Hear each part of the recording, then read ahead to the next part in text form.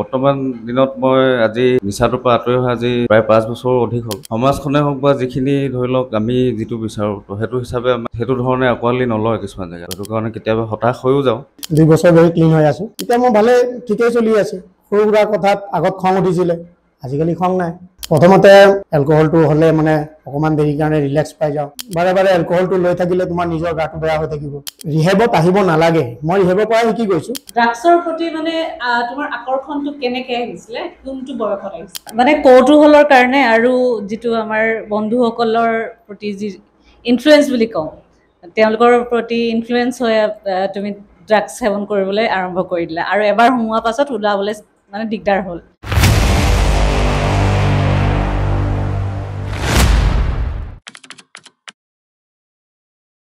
নমস্কাৰ, পুনৰ আজি স্বাগতম জনাইছোঁ আমাৰ podcast show' the honest hour. যি ক'ম চব অনেষ্টলি ক'ম, সঁচা কথা ক'ম। আজি নিচামুক্ত ভাৰত অভিযানৰ অন্তৰ্গত যি কাৰ্যসূচী পালন কৰা হৈছে তাক লৈ আমাৰ মাজত আমি নিমন্ত্ৰিত কৰি আনিছোঁ ৰিহেবৰ এজন ড্ৰাগ এডিক্টেড বুলি ক'ব পাৰোঁ, যি এতিয়া নিজৰ জীৱন গঠন কৰিবলৈ চেষ্টা কৰিছে, লগতে এজন যি ৰিহেবৰ পৰা ওলাই নিজকে প্ৰতিষ্ঠিত কৰিছে। গতিকে মই তেওঁলোকক নিজৰ পৰিচয়টো নিজে দি দিব ক'ম।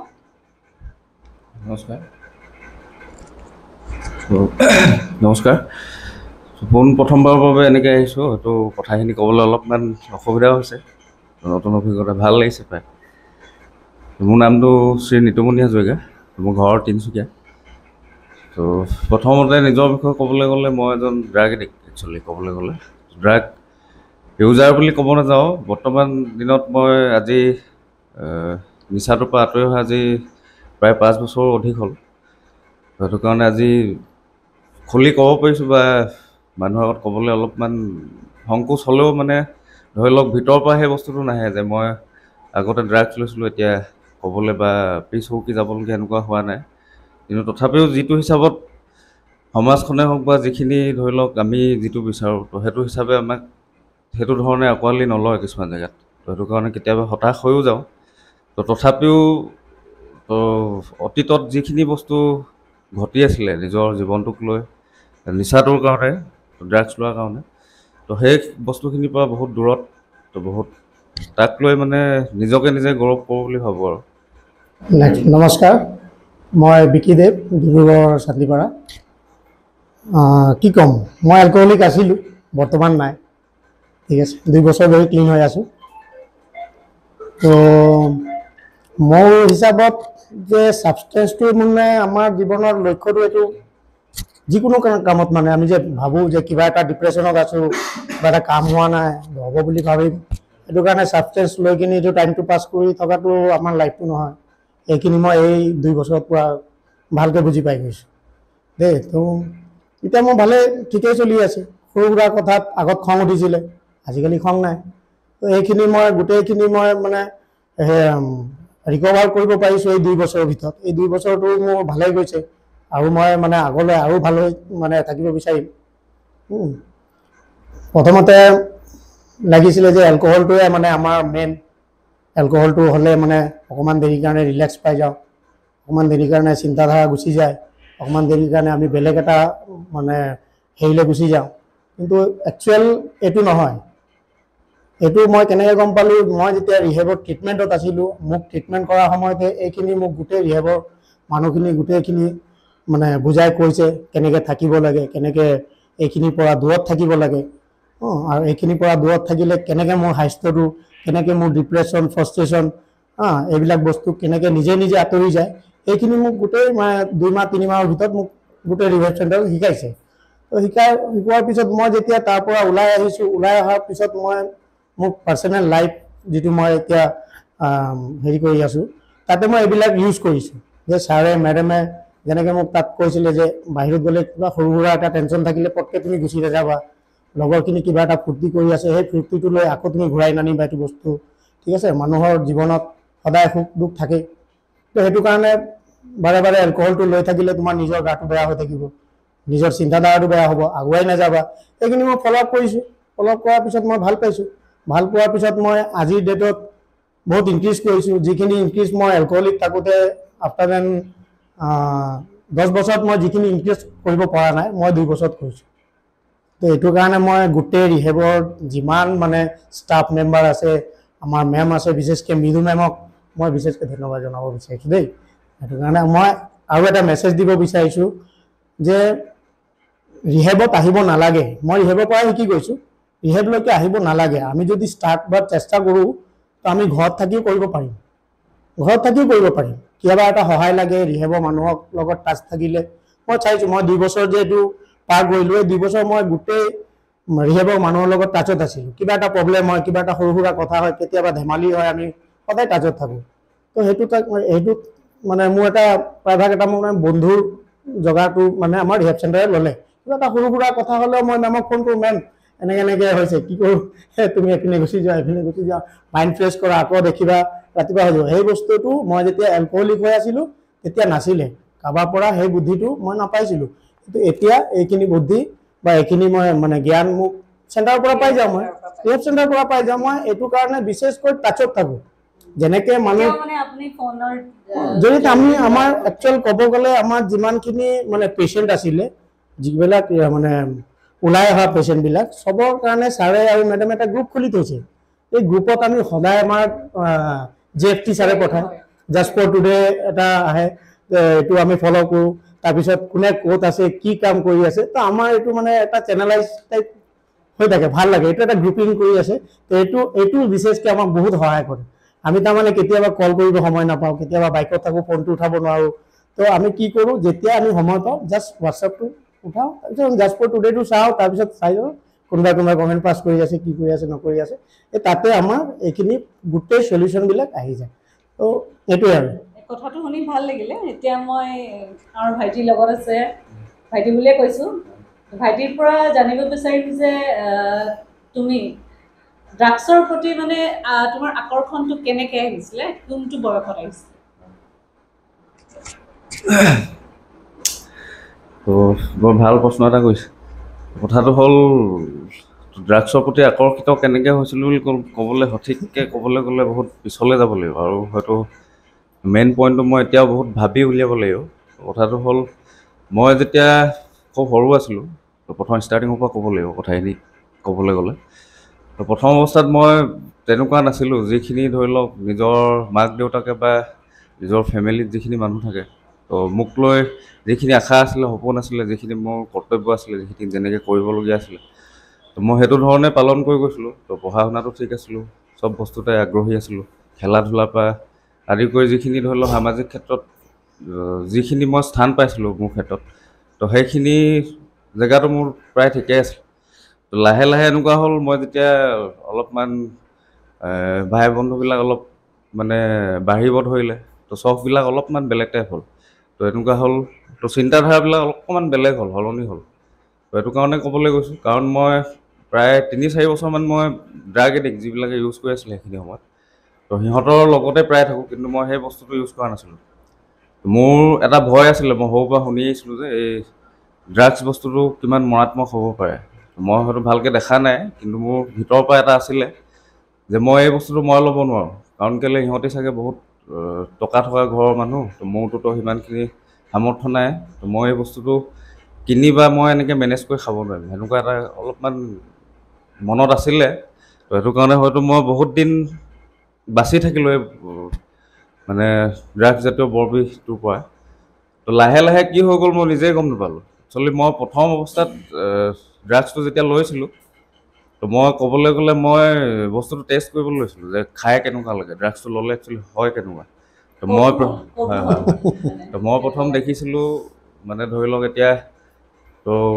মানে মোৰ যিটো ধৰি লওক চিন্তাধাৰা বা মোৰ বিবেকে যিখিনি কৈছিলে মই ধৰি লওক যিখিনি ল'ৰা ছোৱালীয়ে মোৰ লগৰে ভাই বন্ধু আছিলে তো সেইসকলে যিসকলে পঢ়া শুনাত ভাল বা নিজৰ যিখিনি ধৰি লওক স্কুলীয়া জীৱনত হওক যিখিনি কৰি থাকে তো সেইখিনি লৈ মোৰ ভাল লগা নাছিলে মোৰ মানে এনেকুৱা মানুহ কিছুমান ভাল লাগিছিলে যিবিলাক ধৰি লওক চুলি তুলি দীঘল বাইকত পূৰা ষ্টাইলত ঘূৰি ফুৰে অলপ গুণা টাইপ তো সেই মানুহখিনিক মই বেছি মানে ফ'ল' কৰিছিলোঁ হয়তো সেইটো কাৰণে মই সেইখিনি জেগালৈ যাবলগীয়া হ'ল তো লাহে লাহে কি হ'ল মই নিজেই গম নাপালোঁ তাত কেনেকৈ সোমালোঁ কিন্তু মোৰ প্ৰথম কথাটো ক'বলৈ গ'লে মই অকল ড্ৰাগছ বস্তুটো লৈনো কেনেকুৱা লাগে এবাৰ লৈ চাওঁ, তো সেইটো হিচাপতে মই লৈছিলোঁ।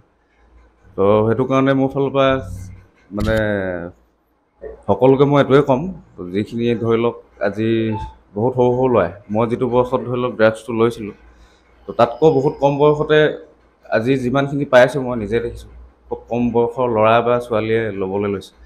তো সেইটো কাৰণে ধৰি লওক এই বস্তুটোৰ পৰা আঁতৰি থাকিব লাগে। তো এবাৰ ল'বলৈ গৈ তো এই ফাণ্ডটোত সোমাই যাব, তো অন্ধকাৰ জীৱনটোৰ পৰা ওলাই আহিবলৈ বহুত কষ্টকৰ হয়।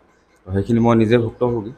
তো আজি বহুত চেষ্টা কৰি থাকিবলগীয়া হৈছে, আজি পৰ্যন্ত যুঁজি থাকিবলগীয়া হৈছে নিজক লৈ। এতিয়াও ভয় আছে যে কিজানি আকৌ লৈ পাম নেকি। তো কাৰণ কেলৈ সেই বস্তুখিনি মই নিজে পাই আহিছোঁ, দেখি আহিছোঁ। তো সেইটো কাৰণে যাতে কাৰো লগত এইটো নহওক, তো মোৰ ফালৰ পৰা এইটো অনুৰোধ থাকিলে। এতিয়া মানে কৌতূহলৰ কাৰণে আৰু যিটো আমাৰ বন্ধুসকলৰ প্ৰতি যি ইনফ্লুৱেঞ্চ বুলি কওঁ, তেওঁলোকৰ প্ৰতি ইনফ্লুৱেঞ্চ হৈ তুমি ড্ৰাগছ সেৱন কৰিবলৈ আৰম্ভ কৰি দিলা, আৰু এবাৰ সোমোৱাৰ পাছত ওলাবলৈ মানে দিগদাৰ হ'ল।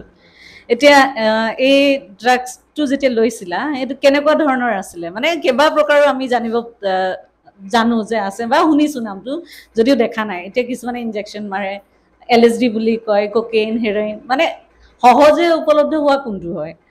এইটো ৰাইজৰ জ্ঞাতাৰ্থে কৈছোঁ, আৰু যিসকল পিতৃ মাতৃ আছে, অভিভাৱকসকল আছে, তো সেইটো কাৰণে তোমাক এই প্ৰশ্নটো মই সুধিছোঁ। তো ধৰি লওক প্ৰথমে ক'বলৈ গ'লে তো মই এইটো ড্ৰাগছ লৈছোঁ বুলিয়ে ক'ব নোৱাৰিম, কাৰণ কেলৈ মই প্ৰথম অৱস্থাত ধৰি লওক এলকহলে ইউজ কৰিছোঁ। তো লাহে লাহে এনেকুৱা হয়, মানে আপুনি ধৰি লওক এতিয়া 15 বছৰ হওক বা 20 বছৰ হওক, ল'ৰা এজনে ঘপকৈ ড্ৰাগছটো যে লৈ ল'ব এনেকুৱা নহয়। তো মই ভাবোঁ তেনেকৈ, কাৰণ কেলৈ মোৰ লগত এইটো ঘটি গৈছে। তো মই প্ৰথম এলকহলে ইউজ কৰিছিলোঁ, তো লাহেকৈ মই গাঞ্জাটো ল'ব ল'লোঁ, বা যিটো গ্ৰাছ ছাবষ্টেঞ্চ বুলি কওঁ আমি, তো সেইটো ল'ব ল'লোঁ। তো লাহেকৈ কি হ'ল, ড্ৰাগছত গ'লোঁ। তো সেইটো এনেকুৱা আছিলে, তো ধৰি লওক কি কয়, বয়সটোৰ কথা কৈছিলে আপুনি? হয়। তো বয়সটো ক'বলৈ গ'লে এতিয়া খুব মই আজি প্ৰায় 12 বছৰমান হ'ব। 12 বছৰমান আগতে প্ৰথম লৈছিলোঁ আৰু।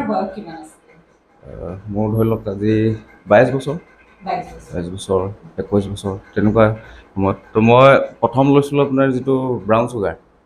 তো ড্ৰাগছৰ ক্ষেত্ৰত মানে ক'বলৈ গ'লে প্ৰথম লৈছিলোঁ ব্ৰাউন চুগাৰে লৈছিলোঁ, তাৰপিছতে ইনজেক্টৰটো আহি গ'লোঁ। তো সেইটোত মই একেবাৰে শেষ হৈ গ'লোঁ। তো মানে উঠি আহিব পৰা পৰ্যায়ত নাছিলোঁৱে, মই এনেকুৱা অৱস্থালৈ গুচি গৈছিলোঁ। হয়তো এতিয়া ক'বলৈ মই ৰখাই প্ৰশ্ন এটা সুধিছোঁ, যেতিয়া মানে ৰিহেবত যেতিয়া আমাৰ ভৰ্তি কৰে, আৰু যেতিয়া মানে বেছি আসক্ত হৈ থাকে, তেতিয়া মানে withdrawal symptom এটা হয় নে নহয়? হয়। তো সেই withdrawal symptomটো কেতিয়াবা তোমাৰ লগত ঘটিছে নেকি? হয়, তো এইটো ৰিহেবত অহাৰ পাছত বুলি নহয়, যেতিয়া মই প্ৰথম অৱস্থাত এদিন বস্তুটো খালোঁ, তো যেতিয়া মোৰ ভাল লাগিলে, তো মই আকৌ এবাৰ ল'ব বিচাৰিলোঁ। মোৰ এনেকুৱা লাগিছিলে যিদিনাখন মই ড্ৰাগছটো প্ৰথম মই সেৱন কৰিছিলোঁ, তো এনেকুৱা অনুভৱ হৈছিলে যেন পৃথিৱীত ইয়াতকৈ মানে ভাল ফূৰ্তি আৰু ক'তোৱে নাই। তো সেই ফূৰ্তিকণ ল'বলৈ গৈ মই গোটেই জীৱনটো ধ্বংস কৰি পেলাইছোঁ।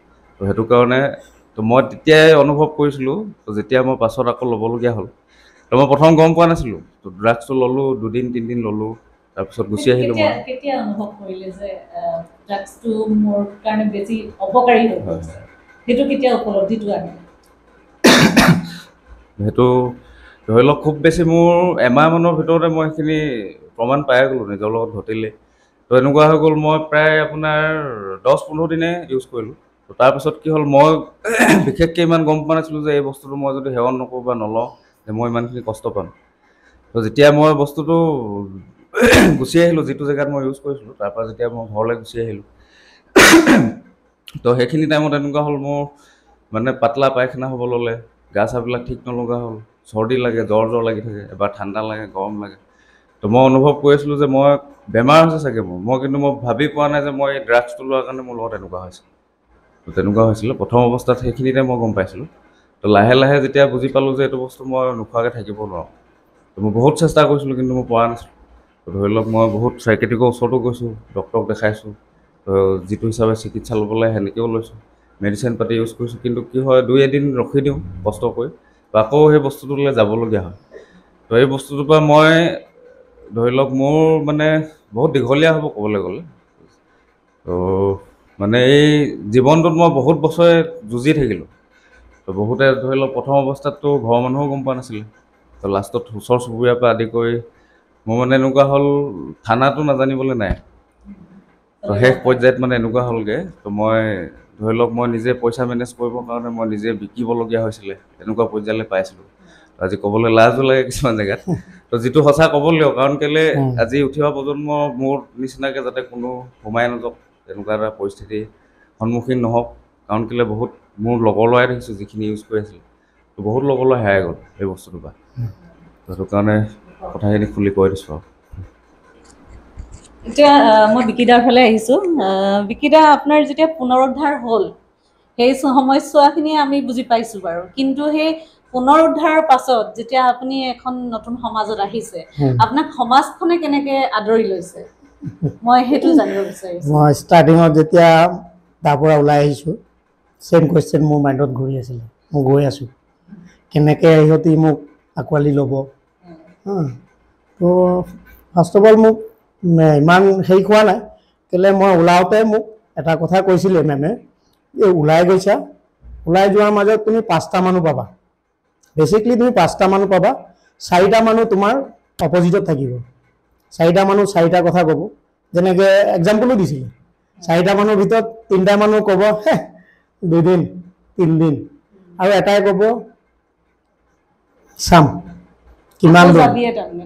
তো সেই আৰু এটা পাবি তোৰ ভালৰ কাৰণে, আকৌ যাতে তাত যাব নালাগে তোৰ কাৰণে। কিন্তু মই বহুত কথা শুনিছোঁ, এই কথাটো যোনে ক'ব তাক লগত লৈ ল'বি, কেটচ কৰিবি, বাকীবিলাক তাক পিক কৰি ল'বি। কেটচ কৰা নহয়, তো পিক কৰি ল'বি কৈছে। তো তাক পিক কৰি ল'বি, বাকীকেইটাক ইগন'ৰ কৰিবি। ইগন'ৰ বস্তুটো এতিয়া মাইণ্ডত সোমাই দিয়া তুমি। এইটো মেমে কৈছিলে মোক, কি ওলাই আছা, এটা বস্তু জীৱনত এটা বস্তু তুমি এড কৰা, বাকীবিলাক ইগন'ৰ কৰা। এটা এড কৰা কি, একদম তোমাৰ ভাল পোৱা মানুহজন, তোমাৰ ওচৰ চুবুৰীয়া হওক, নিজৰ ঘৰৰ মানুহ হওক, যোন হওক, এনি ওৱান পাৰ্চন, তাক তুমি লৈ লোৱা, পিক কৰি লোৱা, আৰু বাকীখিনিক ইগন'ৰ কৰা। ইগন'ৰ কৰিব শিকিলে তোমাৰ আৰু বেলেগ বেমাৰ নাই। তো মই ছেম থিং, মই ভাবিছোঁ ওলাই আহি আছোঁ, গৈ আছোঁ, এতিয়া যাম। আৰু মই যেতিয়া ওলাইছিলোঁ ফেষ্টিভেল আছিলে আমাৰ বেংগলীত, ভাইফোঁটা যেনেকৈ ৰাখি থাকে, ভাইফোঁটা দিয়ে। তো বেংগলীত মানে দেৱালীৰ পাছদিনাখন, যিদিনাখন আমাৰ কালী মূৰ্তি ভাসান হয়, তাৰ পাছদিনাখন আমাক ভাইফোঁটা দিয়ে। তো আমাৰ নিজৰ ঘৰত যিজনী মানে মোৰ বাইদেউ আছে, তেখেতে বেলেগ মানে সিহঁতৰ নিয়ম, ভাইফোঁটা দিব নোৱাৰে, মানে কিবা কিবি আছে। তো মোক পাতি লোৱা ভণ্টি দুজনী আছে, খুব ভাল, বহুত মৰম কৰে মোক। তো মই যোৱাৰ লগে লগে মোক মানে সিহঁতি মানে খবৰ পালে মই আহিছোঁ বুলি, সিহঁতি লগে লগে মোৰ ঘৰৰ পৰা মোক মাতি আনিছে, তই ভাইফোঁটা ল'ব লাগিব, টাইমিং হৈ গৈছে। তো মই ষ্টাৰ্টাৰ আছিলোঁ এইটো, যেনেকৈ আমি ক'ৰবাত খাব গ'লে ষ্টাৰ্টাৰ আছে ন, তো মই গৈ আছোঁ, এইটো ষ্টাৰ্টাৰ হৈ আছে, যাওঁ। গৈছোঁ, খুব ধুনীয়াকৈ আদৰ যত্ন কৰিলে। কৰি দিয়াৰ পিছত গৈছোঁ, ঠিক পাইছোঁ। কিন্তু ভাষা নাছিলে, গৈ আছোঁ। কিছুমানে অফাৰ কৰিছে, কিছুমানে গম নাপায় চাগে মই ইয়াৰটো চাফাৰ কৰি আহিছোঁ, এতিয়া মই একদম পূৰা ক্লিন হৈ আছোঁ। তো কিছুমানে গম নাপায়, মোক অফাৰ কৰিছে, ব'ল খা চাওঁ। মই ইগন'ৰ কৰিলোঁ, কেলৈ মই শিকি আহিছোঁ, ইগন'ৰ কৰিলোঁ। কিছুমানে আকৌ পিছফালৰ পৰা আহিছে, নাখায় নেকি, না আজিকালি গম নাপাওঁ, এইটো ইমান দিন নাছিলে, দেখি পোৱা নাই চাগে, নাখায়। কিবা 1 ঘণ্টা পিছত খাব, আকৌ নাচিবলৈ হ'ব নহয়, হ'বই মানে। তাৰপিছত এইবিলাক ইগন'ৰ কৰিব গৈছে, তো ইগন'ৰ কৰিছোঁ। ইগন'ৰ কৰি দিয়াৰ পিছতে আজিলৈকে মই ষ্টেণ্ড বাই হৈ আছোঁ। এইটো আপোনাৰ উইল পাৱাৰ। Will power. নিগেটিভখিনি কেনেকৈ চাইড কৰিব লাগে, পজিটিভখিনি কেনেকৈ আঁকোৱালি ল'ব লাগে, সেইটো আপুনি ধুনীয়াকৈ এইখিনি কিন্তু মোৰ নাছিলে, মোৰ মাইণ্ডত কিন্তু ছেট নাছিলে। কিন্তু এই মাইণ্ড ছেটখিনি মোক চেণ্টাৰত কৰাই দিয়ে। মই ভাবোঁ যে চেণ্টাৰত অকল খালি মানে বহাই থ'লে বা তাত মানে ৰাখি থ'লে যে ট্ৰিটমেণ্ট হয়, সেইখিনি নহয়। তাত তেনেকৈ সিহঁতি যে ট্ৰিটমেণ্ট, মেণ্টেলি ট্ৰিটমেণ্টবিলাক যিবিলাক মানে মাইণ্ডত ভৰাই দিছে, এইখিনি কথা যে ওলোৱাৰ পিছত তুমি এইখিনি মেইনটেইন কৰি যাবা, তেতিয়া তোমাৰ কেতিয়াও এইটো ছাবষ্টেঞ্চ ল'ব দৰকাৰে নপৰিব। মানে ইভেন কি আমাৰ ওচৰলৈতো তোমাৰ ফোন কৰিব নালাগে যে মেম মই যাম। সেইখিনি অফাৰ আছিলে, কিন্তু যে তুমি গৈ আছা তাৰ 2 ছেকেণ্ড আগত আমাক এটা কল কৰিবা যে ছাৰ মই গৈ আছোঁ, বা মেম মই গৈ আছোঁ, মই কি কৰোঁ, আমি এই 2 ছেকেণ্ডত তোমাক ৰখাই দিম। তো সেইখিনিৰ আগতো যিবিলাক আমাক এডভাইচ কৰিছে যে এইবিলাক ইগন'ৰ কৰি দিবা, আমাক এইখিনিও তোমাৰ সমস্যা নহ'ব, নালাগে, এইখিনি তুমি এডভাইচ বেলেগক দি দিব পাৰিবা। এতিয়া তোমাক সুধিছোঁ, তোমাৰ ভৱিষ্যতৰ পৰিকল্পনা কি, মানে কি কৰিবা? ৰিহাবৰ পৰা তোমাৰো উইল পাৱাৰ যথেষ্ট আছে, এদিন না এদিন তাৰ পৰা ওলাবা, ওলাই লৈ মানে কি কৰিম বুলি ভাবিছা, চমুকে কৈ দিয়া। কি কৰিম বুলি ভাবিছোঁ মানে প্ৰায় বৰ্তমানটো মই যুঁজি আছোঁ এখন সমাজৰ লগত। তো মই যিহেতু এই ড্ৰাগছ জাতীয় যিটো বৰ বৃহৎ সোমালোঁ, তো জীৱনটো অন্ধকাৰ হৈ গৈছিল। তো সেই অন্ধকাৰৰ পৰা যেনেকৈ ওলাই আহিলোঁ বা যিখিনি মানুহে মোক ছাপৰ্ট কৰিলে, যিটো প্লেটফৰ্মৰ পৰা মই আজি নতুন জীৱন এটা পাবলৈ সক্ষম হ'লোঁ, তো সেইটো কাৰণে মই একেটা কামেই মই নিজে হাতত লৈ ল'লোঁ। আজি প্ৰায় 4-5 বছৰৰ পৰা এইটোত যুঁজি আছোঁ আৰু লগতে মই আজি নিজৰ নিচামুক্তি কেন্দ্ৰ এখন চলাই আছোঁ নিজাববীয়াকৈ। তো তাত প্ৰায় খুব কমকৈ ধৰি লওক আজি 100-150 ল'ৰা হ'লেও আজি মোৰ থ্ৰুৱেদি বা প্ৰগ্ৰেমটোৰ থ্ৰুৱেদি বা ৰিহেব চেণ্টাৰৰ থ্ৰুৱেদি আজি নিচাটোৰ পৰা আঁতৰিবলৈ সক্ষম হৈছে। তো বেলেগ তেনেকৈ পৰিকল্পনা বুলি নাই। তো মই এটাই ভাবোঁ যে মই যিখিনি বস্তু মই পাই আহিলোঁ বা যিখিনি কষ্ট মই পালোঁ, যিখিনি মোৰ অভিভাৱকে পালে, মোৰ ঘৰখনে পালে, সমাজখনে পালে, ওচৰ চুবুৰীয়াই যিখিনি পালে, সেইখিনি যাতে বেলেগ এখন ঘৰত নহওক, বেলেগ এজনে নাপাওক। তো তাৰ কাৰণে যিখিনি কৰিব লাগে মোৰ কৰ্তব্য, সেইখিনি মই কৰি যাম। তো বাকী ধৰি লওক ভৱিষ্যতটোক লৈ আৰু এটাই, যাতে উঠি অহা নৱপ্ৰজন্ম বা আজি যিমান দেখিছোঁ, অকল ল'ৰা বুলি নকওঁ, ছোৱালীও প্ৰায় আমি নিজে আনিছোঁ বা নিজে থৈ আহিছোঁগৈ কিছুমান ৰিহেব চেণ্টাৰত হওক বা কিছুমান অনুষ্ঠানত এনেকুৱা। তো এতিয়া ল'ৰা ছোৱালী সমান। তো ভাল ক্ষেত্ৰত যেনেকৈ ল'ৰা আগবাঢ়ি যায় বা ছোৱালীও আগবাঢ়ি গৈছে, তো বেয়া ক্ষেত্ৰতো সমানেই আগবাঢ়ি গৈছে। তো সেইটো কাৰণে মোৰ ফালৰ পৰা এটাই অনুৰোধ থাকিলে, যাতে যিখিনি আজি ধৰি লওক আমাৰ যিখিনি মানুহে আজি নিচামুক্ত ভাৰত কৰিবলৈ যিখিনি মানুহে লাগি আছে সঠিককৈ, তো আমিও ধৰি লওক অলপমান জড়িত হৈ আছোঁ। তো তেনেকৈ যাতে সকলোৱে ওলাই আহে, লাগি থাকে, হাৰ নামানে। অলপমান সময় লাগিব, কিন্তু ঠিক হৈ যাব। মোৰ ফালৰ পৰা সেইটোৱে থাকিলে। ধন্যবাদ। ধন্যবাদ। এতিয়া আজি আমি এজনক লগ পালোঁ যিজন অলৰেডি চিকিৎসা লৈ আছে আৰু নিজকে পুনৰ সংস্থাপন দিবলৈ গৈ আছে, আৰু এজন লগ পালোঁ পুনৰুদ্ধাৰ হৈছে আৰু সমাজখনত প্ৰতিষ্ঠিত হৈছেগৈ, আৰু তেওঁ এতিয়া বহুত সুখী। আৰু আশা কৰিছোঁ ভাইটিৰ জীৱনটো সুখময় হওক। আৰু এই শ্ব'ৰ জৰিয়তে নৱপ্ৰজন্মলৈ এটাই আমি বাৰ্তা দিব বিচাৰোঁ, যাতে শ্ব'টোৰ পৰা আপোনালোকে প্ৰভাৱিত হওক আৰু এই নিচাযুক্ত দ্ৰব্যবিলাক কৌতূহলৰ কাৰণে বা বেলেগক কিবা ইনফ্লুৱেঞ্চ কৰিবৰ কাৰণে, নিজকে চেলিব্ৰিটি সজাবৰ কাৰণে এইবোৰ যাতে ব্যৱহাৰ নকৰে। আৰু যদি কোনোবাই তেনেকুৱা ব্যৱহাৰ কৰি আছে, সমাজ কল্যাণ বিভাগটো আছেই, ইয়াত আহি জড়িত হ'ব পাৰে, নহয় জানো? আৰু বহুতখিনি ৰিহেব আছে যিটো সমাজ কল্যাণ বিভাগে চলাই আছে। তেওঁলোকে যোগাযোগ কৰি আৰু নিজকে সমাজত যাতে প্ৰতিষ্ঠা কৰে। ধন্যবাদ।